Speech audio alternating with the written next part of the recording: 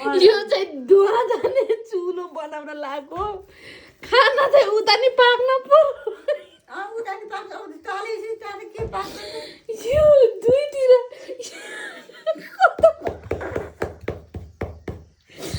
उता गोलो त भयो आगो कहाँबाट जाने उता भनेछु क्या मैले आगो कहाँबाट जान्छ त्यहाँ जाँडा गयो नि तिमीलाई यहाँ बनाएको त्यही भयो बुझ्यौ यहाँ पल बनाउनु नि होइन यहाँ पनि त पल बनाउनु पर्यो के रे यस्तो किनुले बना किन गुल्लु बना खान है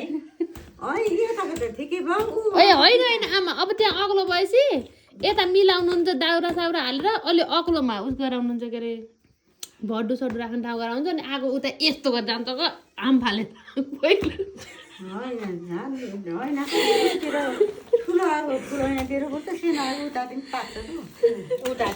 आगो आम फालेर जाने निकाल्नु पर्दैन होइन भइसक्यो आमा अब ऐना भइसक्यो पहिला सुरु त के पकाउने दुध उमालेर दुध हालेको चिया बनाउनु छ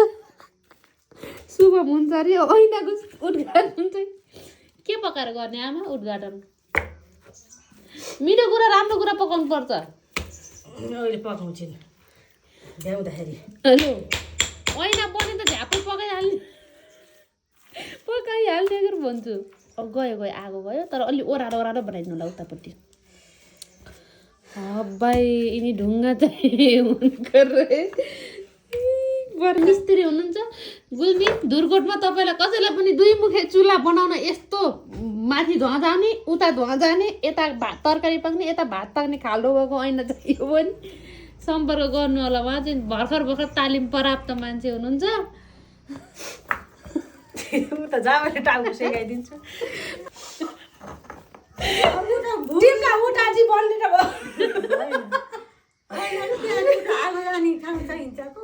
त्यहाँ बन्द नगर्ने राख्न पर्छ वात्तै आगो अन्त सबै जाँदाखेरि उता यहाँ तिमीले खाना बसाल्दा त होइन हो यतिको त चाहियो त के अरे यहाँबाट जान्छ क्या आमा आगो जान्छ